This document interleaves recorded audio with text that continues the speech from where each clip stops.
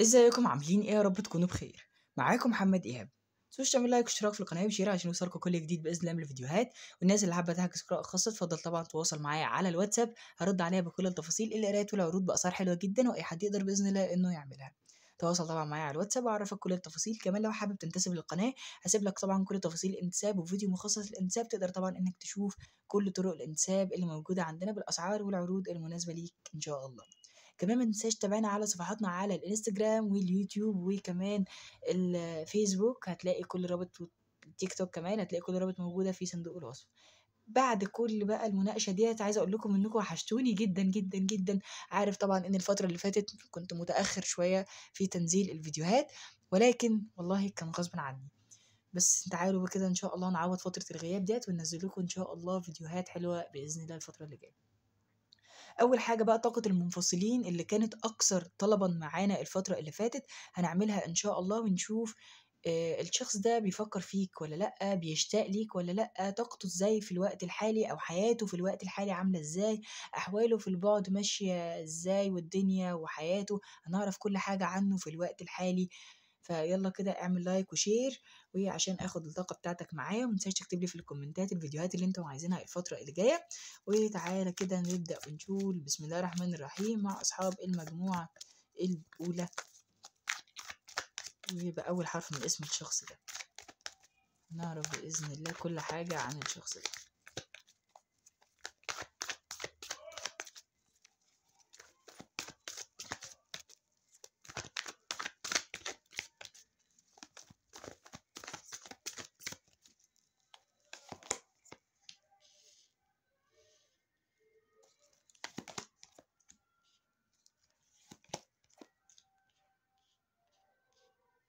هل الشخص ده بيفكر فيك؟ هل عنده طاقة اشتياق ليك؟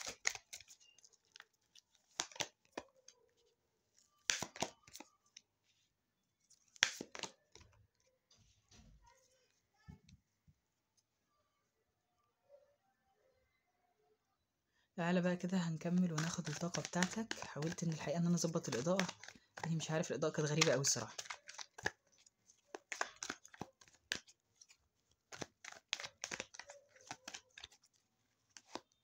خد الطاقة بتاعتك انت الأول عشان تعرف القراءة دي مناسبة ليك ولا لأ.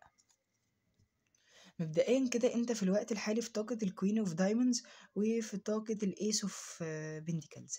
انت ممكن تكون في الوقت الحالي بادئ حاجة جديدة، يا بادئ شغل، ممكن تكون بادئ كمان اعجاب بحد مثلا، ممكن يكون الشخص ده كراش مثلا وانت انفصلتم عن بعض او حاجة زي كده. او مثلا ممكن تكون بادئ انك تغير وجهة نظرك في حاجة معينة. ممكن كمان عايز تبادر للشخص ده بكلام، عايز تبادر مثلا معاه بحوار بشيء مادي. ممكن كمان تكون بادئ في الوقت الحالي مثلا انك تظبط مستقبلك، تركز على حياتك المهنية، تركز على حياتك مثلا الأسرية أكتر. أو أنت عايز تستقر أو عايز تعمل مثلا حاجة محدش عملها، عايز تبقى مختلف عن كل الناس اللي موجودة حواليك. غير كده كمان برضو انت حاطط املك او حاطط هدفك او عينك على حاجة معينة في الوقت الحالي، وبتحاول انك يعني تحققها او بتحاول انك تعملها في الوقت الحالي.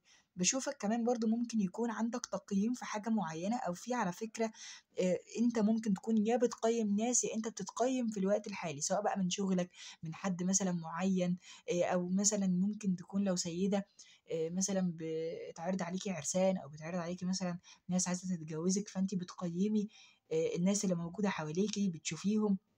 ولو حضرتك رجل فانت لما بتقابل مثلا سيدة او بتقابل بنت او بتقابل حد مثلا مناسب ليك للارتباط، بتحاول انك تقيمه او بتحاول انك تشوف الشخص ده بالظبط هل هي فعلا هيبقى مناسب ليك ولا لا، سواء بقى رجل او سيدة يعني. بشوفك برضو في الوقت الحالي انك بتحاول تظبط من شكلك، تظبط مثلا من نفسك، من الطاقة بتاعتك. بشوفك ممكن تكون بتحاول تشتغل على نفسك، تشتغل على الطاقة بتاعتك. برضو بشوفك ممكن لبعض الناس تكون بتراقب الشخص ده اللي انت بتسمع له، او بتراقب حد معين، او في شخص انت بتفكر فيه، في شيء، في شخص انت بتفكر فيه، او في شخص مثلا شغلك في الوقت الحالي وانت زي عايز تعرف عنه معلومات، او عايز تعرف كل حاجة عن الشخص ده. فده طبعا بالنسبة للطاقة بتاعتك انت في الوقت الحالي. بشوفك انك بتحاول تشتغل على نفسك، بتحاول كمان برضو انك تهتم بلبسك، بلبسك، تهتم بشكلك الخارجي، ممكن كمان بتحاول تعمل حاجة جديدة في شكلك، أو ممكن تكون بتحاول تلفت نظر حد. أنا باشوفك إنك شخصية واثقة من نفسك جدًا، أنت شخص عارف قيمة نفسك بشكل كويس، عارف كمان برضه بإنك حد جذاب، أو في ناس كتير بتcrush عليك، في ناس كتير معجبة بيك، أنت لافت نظر ناس كتيرة، بس أنت في حد أنت محتفظ بيه، أو في حد أنت موجود في الطاقة بتاعتك، وبتحاول دايمًا إنك تلفت انتباهه، أو بتحاول مثلًا إنك ما تعلّقش نَفْسك بحد غير بالشخص ده. يعني دي حاجة ظاهرة معايا أوي، بإنّك مُعجب بشخص معيّن وعينك عليه، وده زي حاطّه هدف ليك كده. باشوف برضه ممكن تكون بتحاول تدوّر في الوقت الحالي على شُغل، أو بتحاول مثلًا إنّك تضبّط وضعك الاجتماعي أو وضعك المادي، ودي حاجة ظاهرة معايا، أو تأمِّن نَفْسك أو تأمِّن مستقبلك. في الوقت الحالي أنا باشوفك بإنّك بتعمل الأشياء دي. فدي طبعًا الطاقة بتاعتك لو مضبوطة كمّل قراءة، لو مش مضبوطة اسمع طبعًا طاقة المجموعة التانية.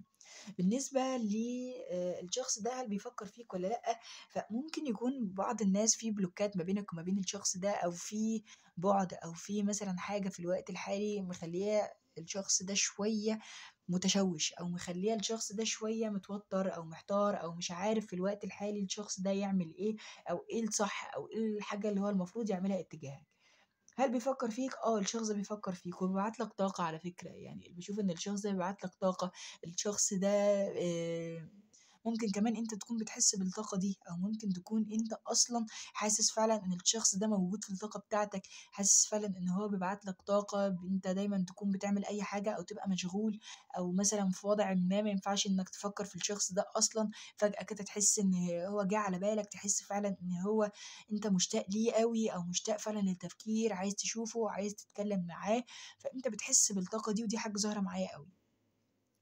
الشخص اللي بيفكّر فيك بيفكّر فيك على فكرة في كل الأوقات، ودي حاجة فعلًا ظاهرة معاه، إن الشخص ده عنده تفكير فيك وهو الصبح، بالليل، في الشغل، في الgym، ممكن بيجري، بيلعب، بيعمل أي حاجة، بيسوق، أنت موجود في بال الشخص ده بشكل قوي أوي، وأنت موجود دايمًا معاه على فكرة في كل الأوقات، أو في كل الأماكن اللي الشخص ده بيروحها مع أي حد هو بيقعد معاه، حتى لو عنده طرف تالت، فأنت برضه على فكرة بتبقى موجود في بال الشخص ده. بس ممكن يكون الشخص ده مبين لك دايمًا إن هو ممكن يا مقفول منك، يا مثلًا ممكن يكون الشخص ده مبين لك شوية إن هو مش مهتم بيك، أو مبين لك إن هو إلى حدٍ ما مركّز أكتر على نفسه، مركّز أكتر على شغله، مبين إن هو شخصية عملية، وهو ممكن أصلًا يكون دي حقيقته، حقيقته إن هو مش شخصية عاطفية شوية، حقيقته مثلًا إن هو شخصية بيركّز أكتر على الشغل، بيركّز أكتر على الحياة بتاعته، أو الأمور ال المادية أكتر. فأنا باشوف إن هو مش دايمًا بيحب يبيّن إن هو شخصية مثلًا بيفكّر في حد، أو إن هو يعني متعلّق بشخص.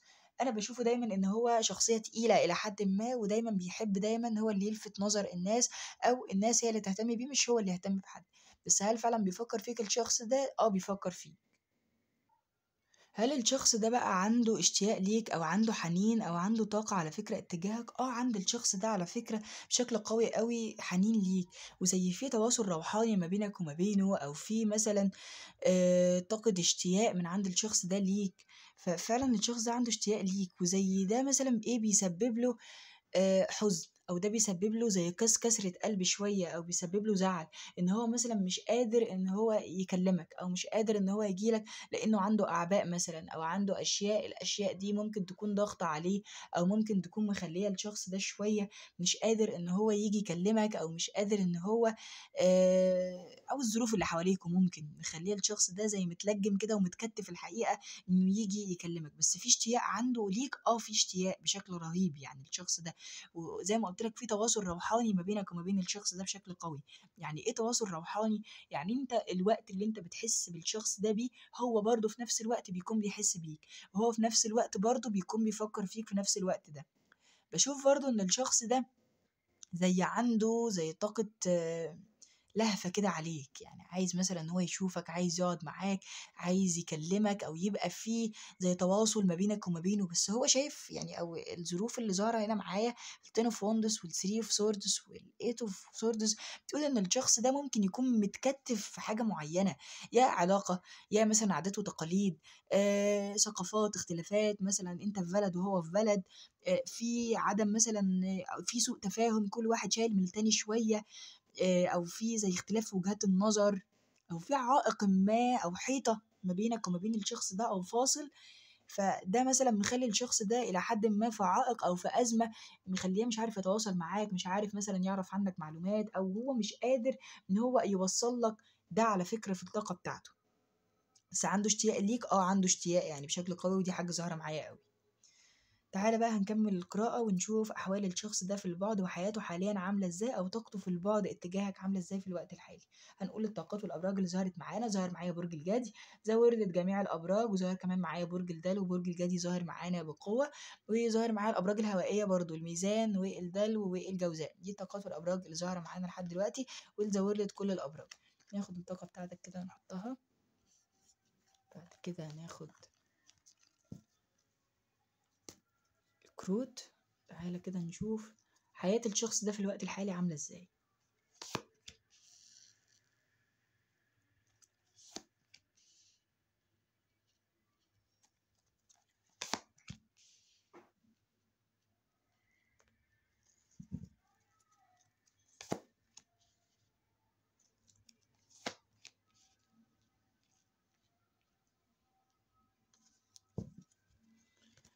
طاقته في البعد ليك.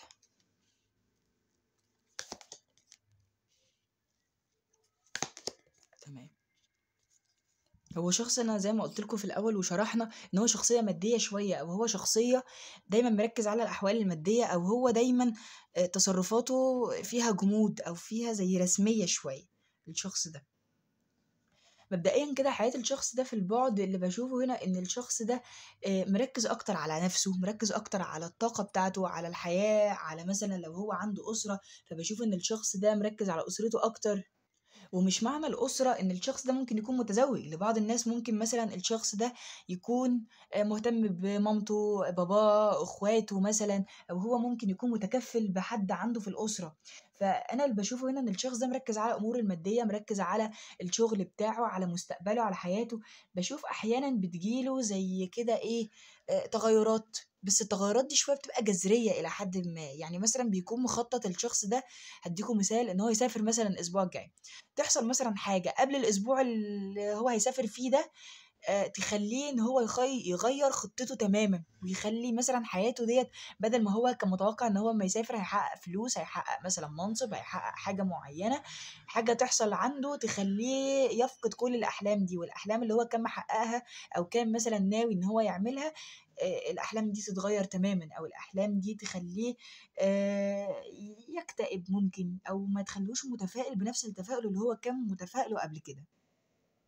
باشوف إن الشخص ده أحيانًا بيبقى متعصّب في الوقت الحالي، يعني هو في الوقت الحالي متعصّب جدًا بسبب موقفٍ ما مثلًا، أو ممكن يكون عنده في الشغل كان متعرّض لخيانة، ممكن كان في ناس حاسس إنها بتتكلم عليه، كان حاسس إن في ناس سواء بقى في الشغل لو الشخص ده بيشتغل، ولو مش بيشتغل أهله، أصحابه، الناس اللي موجودة حواليه. فمثلًا ممكن اتعرّض لخيانة، أو اتعرّض لغدر، اتعرّض مثلًا لضيقة، كان عنده مشاكل already ممكن مع حد معيّن، فالمشاكل دي كانت مسببة له أزمة أو مماطلة ممكن أو بُطء، مخلّيه متضايق أو مخلّيه متعصّب شوية. باشوف إن الشخص ده ممكن أحواله المادية في الوقت الحالي يبقى فيها تحفُّظ شوية، مع إنه على فكرة هو بيشتغل إن هو يحسّن من وضعه المادي أو يحسّن من وضعه الاجتماعي، بس باشوف إن وضعه المادي في الوقت الحالي مستقر إلى حدٍ ما. يعني إيه مستقر؟ يعني وضعه المادي عند الشخص ده على قدّه، يعني الحاجة اللي هو عايزها فلوسه بتيجي على قدّها، مش عنده فلوس زيادة، أو ما عندوش مثلًا فلوس فائضة يعني. باشوف إن هو الفلوس اللي عنده على قد احتياجاته، أو على قد المسؤوليات اللي هي المفروض يصرف الفلوس فيها. باشوف كمان برضه على الرغم من هو كل ده، دايمًا الشخص ده عايز يظهر نَفْسه إن هو في طاقة إيجابية، عايز يظهر نَفْسه دايمًا بإن هو في طاقة ما فيش حد زيه، وإن هو شخصية مميزة، وإن حياته زي الفل، ومش عايز دايمًا يظهر الحياة بتاعته بإنها فيها عوائق، أو فيها مثلًا غضب، أو فيها إلى حدٍ ما حاجات مش مخلّياه بيحصل على أحلامه، أو مش مخلّياه بيحقق الأحلام أو الأشياء اللي هو عايزها. بالنسبة برضه للشخص ده حاجة ظاهرة برضه هنا معايا، إن الشخص ده ما بيحبش إن هو يبيّن مشاعره لحد، أو ما بيحبش دايمًا إن هو يبيّن مشاعره تجاه الآخرين، سواء بقى قرايبه على فكرة، أو سواء الناس اللي موجودة حواليه. لإن أنا باشوف هنا إن الشخص ده شايف إن هو لو بيّن مشاعره، أو إن هو أظهر حُبّه لحد، سواء بقى من أهله، من قرايبه، من أصدقائه، شايف إن هو لو أظهر حُبّه أو اهتمامه بشخص معيّن، الشخص ده ممكن إن هو يستغلّه، أو الشخص ده خايف إن هو يتلاعب بمشاعره، أو مش هيكون صادق معاه. هو عنده الحتة دي شوية الشخص ده، يعني هو بيفرض إن هو سيناريو مش موجود أساسًا عند مخلوق يعني، بس هو إيه بيفرض السيناريو ده. فده بالنسبة لحياة الشخص ده في الوقت الحالي. طاقته بقى اتجاهك في البعد في الوقت الحالي، باشوف إن هو عايز يقدّم لك حُب، أو الشخص ده عايز يقدّم لك على فكرة مساعدة، عايز يبادر معاك، ودي كروت ظاهرة معايا أوي في الKnight of Cups والAce of Pentacles، هي أصلًا كانت الطاقة بتاعتك، طاقة المبادرة، وطاقة الPage of Pentacles. إن الشخص ده عايز يبادر معاك بكلام، عايز يبادر معاك مثلًا بفعل، بحُب على فكرة، باعتذار لو كان غلط في حقك قبل كده أو فَك بلوك ممكن لبعض الناس.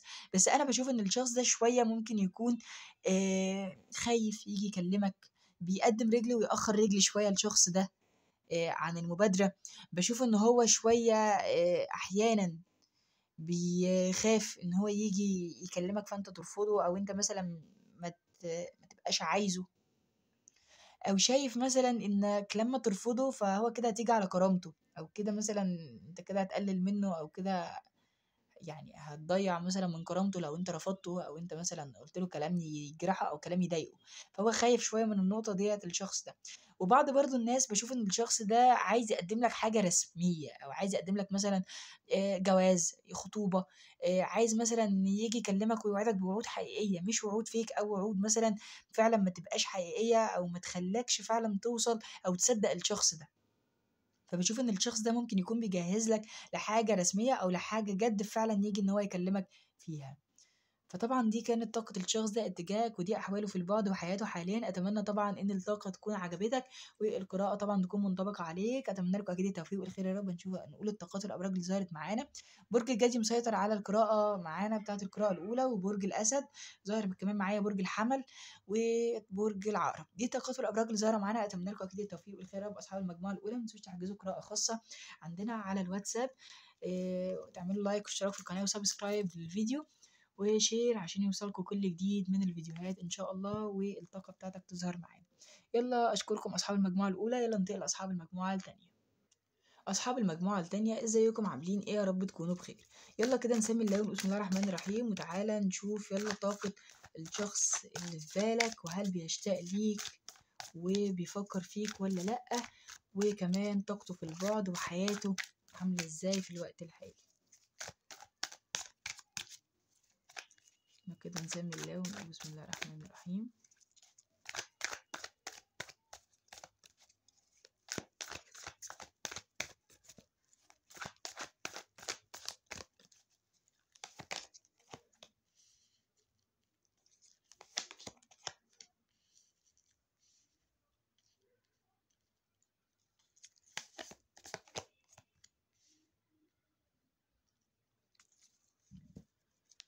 هل بيشتاق ليك؟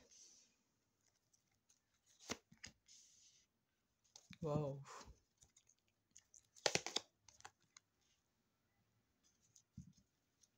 ياخد انت بقى الطاقة بتاعتك الأول عشان تعرف بإذن الله القراءة دي مناسبة ليك ولا لأ.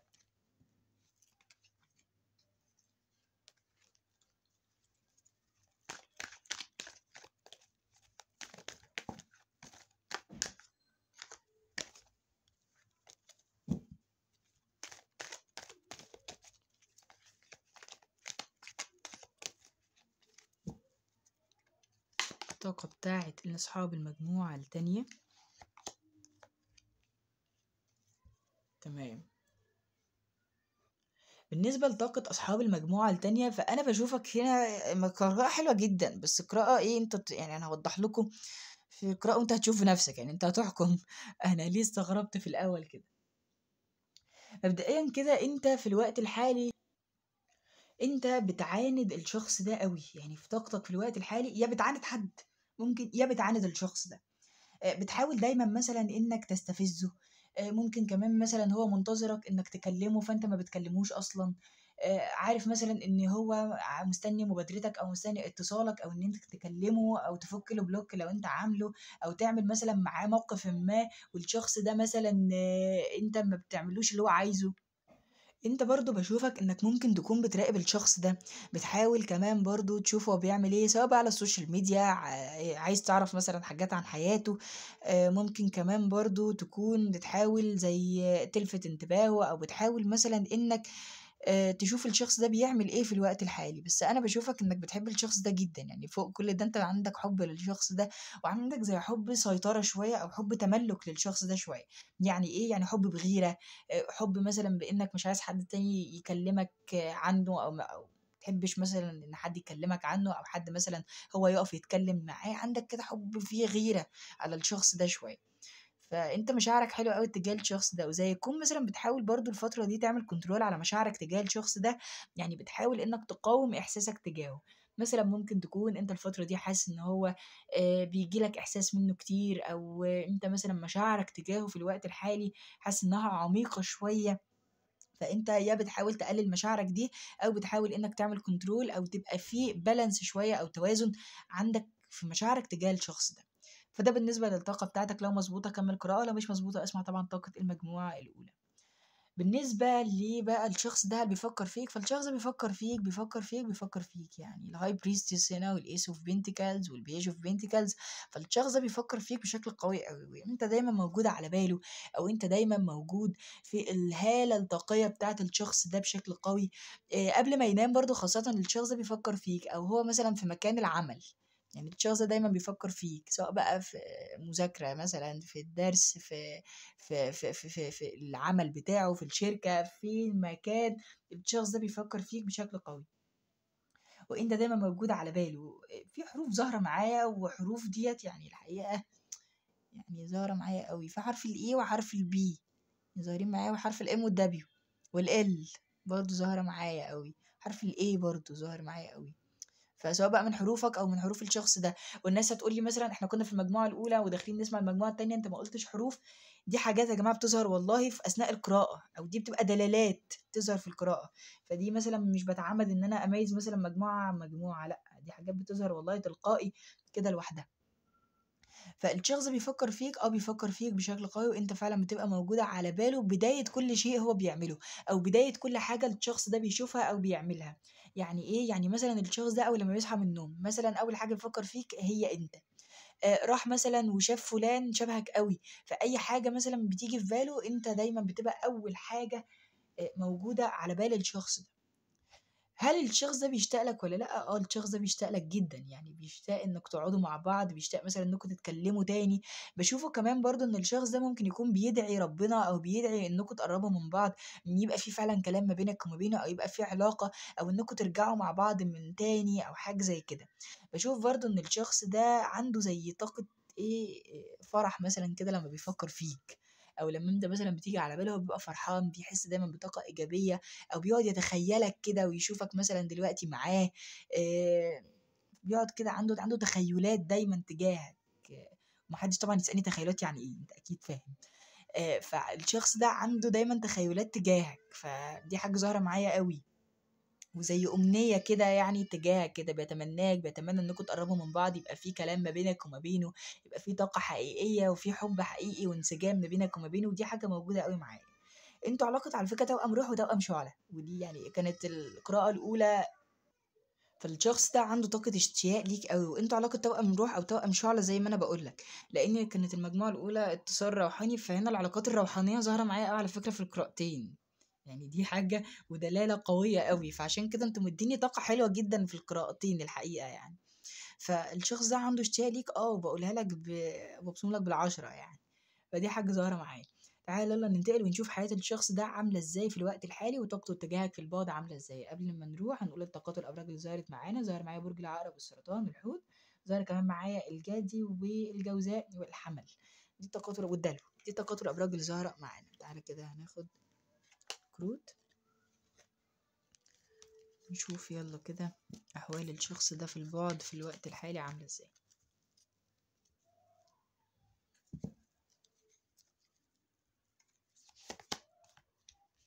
حياة الشخص ده في الوقت الحالي عاملة إزاي؟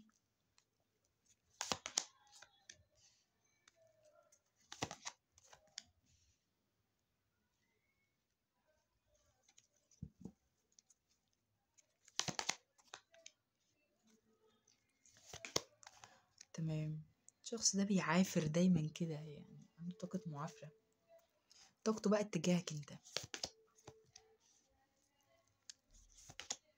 يا سيدي،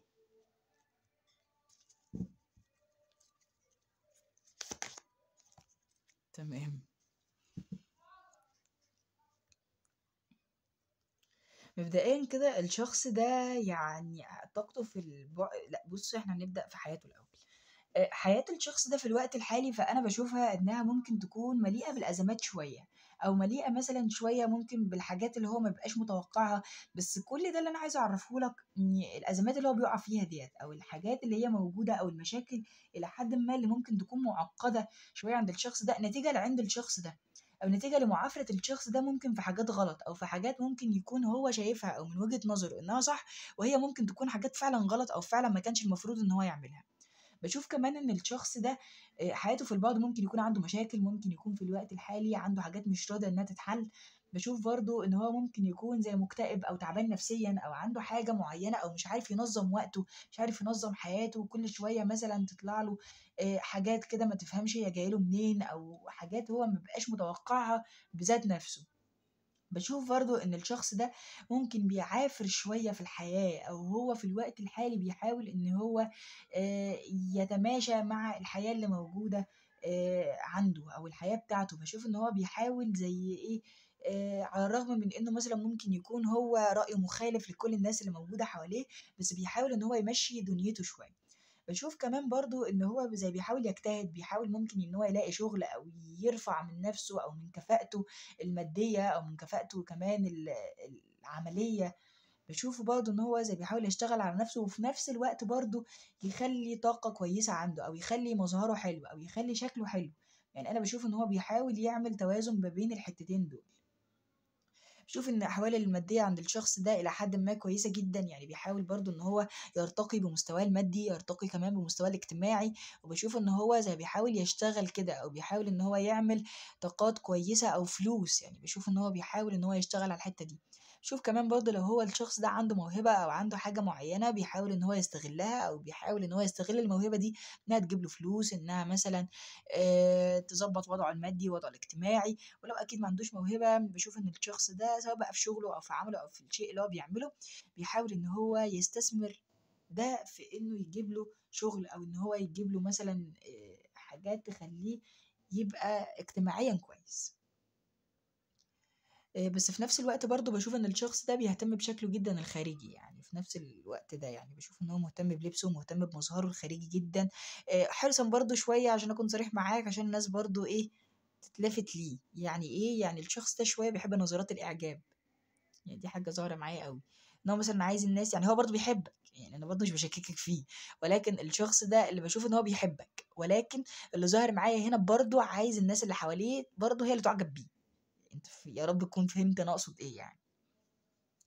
بالنسبة بقى للشخص ده طاقته اتجاهك في البُعد عاملة إزاي، فأنا باشوف إن الشخص ده طاقته في البُعد أحيانًا كده الشخص ده بينعزل ويحب إن هو يقعد لوحده، ساعة ما بيقعد لوحده ده على فكرة بيكون بيفكّر فيك، أو دايمًا أنت لمّا الشخص ده بيفكّر فيك دايمًا بيحس كده إنكم أنتم الاتنين بس مع بعض وما فيش أي حد حواليكم وما فيش أي حد موجود معاكم، أو دايمًا إيه، بيحب دايمًا يرسم كده قصة أو بيحب دايمًا يرسم سيناريو إنكم أنتم الاتنين مثلًا اتجمّعتوا وبقيتوا مع بعض وبقيتوا مثلًا في طاقة واحدة أو في بيت واحد أو في مكان مع بعض وما فيش حد تاني حواليكم، يعني دايمًا الشخص ده عنده كده إيه، أحلام إنكم أنتم الاتنين بس اللي موجودين مع بعض وما فيش أي حد تاني معاكم، عنده الحتّة دي شوية، فدي طاقته في البُعد، إن هو كل ما بيفكّر فيك بيتخيّلك بالشكل ده أو بيخيّلك بالسيناريو ده.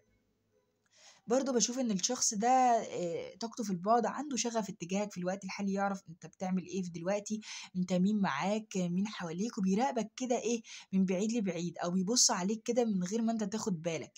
لبعض الناس ممكن لو أنتم بتتقابلوا في مكان أو لو ده crush مثلًا أو أنتم انفصلتوا عن بعض أو كنتم منفصلين وفي بلوكات ما بينك وما بينه والشخص ده مش عارف إن هو يوصل لك أو مش عارف إن هو يكلمك، عنده رغبة إن هو يعرف عنك معلومات، رغبة إن هو يكلمك، رغبة إن يبقى في تواصل جيد ما بينك وما بينه، يبقى في كلام ما بينك وما بين الشخص ده، فعنده رغبة الموضوع ده أوي. طاقته في البُعد زي فيها حزن شوية، يعني إيه فيها حزن؟ يعني مثلًا ممكن يكون في أمور معقدة ما بينك وما بينه، في أشياء مثلًا ممكن تمنعكم عن بعض أو حواجز، فأنا باشوف إن الشخص ده شوية حزين عن الأوضاع دي، أو حزين مثلًا على الطريقة اللي الشخص ده اتصرّف بيك معاها، أو ما كانش المفروض إنه يتصرّف كده معاك، لإني دلوقتي طريقة تصرفاته ديّة أو الأشياء اللي هو عملها تسببت إنكم بعدتوا عن بعض، أو تسببت بإنكم ما بقيتوش مع بعض في الوقت الحالي. فهو متضايق على فكرة للسبب ده، أو متضايق للتصرفات اللي هو عملها معاك إلى حدٍ ما.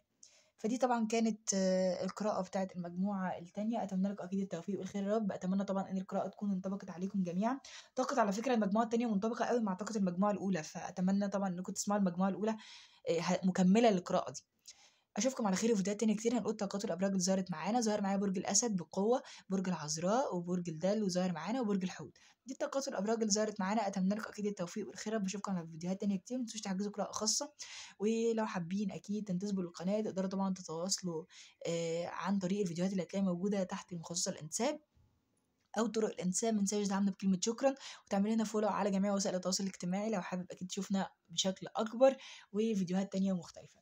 كان معاكم محمد إيهاب. أتمنى لكم أكيد يوم سعيد وبالتوفيق ليكم جميعًا.